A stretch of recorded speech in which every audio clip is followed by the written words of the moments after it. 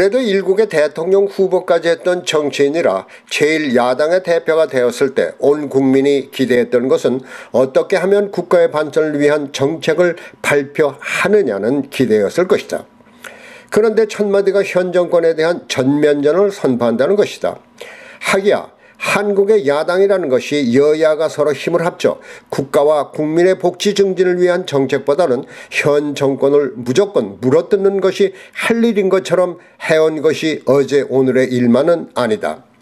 그러니 큰 기대를 하는 것이 잘못이기는 하지만은 그래도 대통령까지 출마했던 제1야당 대표쯤이면은 국가의 발전을 위한 경륜을 그동안 어느 정도는 쌓았을 것으로 생각했다.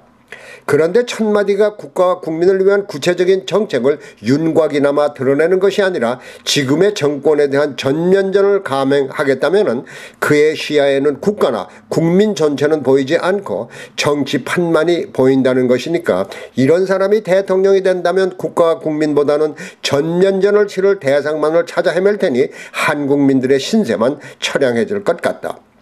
여하튼 이제 제1야당 대표가 전면전을 선포하고 나섰으니 한국은 지금의 정권이 끝나는 몇 년 동안 전쟁판이 될 것 같고 국민들은 지금부터 피곤이 시작될 것이니 야당에 대한 기대는 아예 지워버리는 것이 나을 것 같다. 하기야 야당이라는 것이 머리를 맞대고 어떻게 하면 국가와 국민들을 위한 정책을 세워볼까 하는 사람들보다는 서로의 이해득실을 위해서 계파끼리 물고 뜯다가 아니면 튀어나와 새로운 당을 만드는 뜨내기 행상 같은 사람들이 모인 곳이니까 기대할 것은 없는 것이고 게다가 뾰족한 정책을 마련할 만한 머리가 도는 사람들이 모인 것도 아니니까 가장 손쉽고 표가 나는 남의 잘못만을 끈질기게 물고 늘어지는 것만이 능사라고 생각할 것은 당연한 것이다.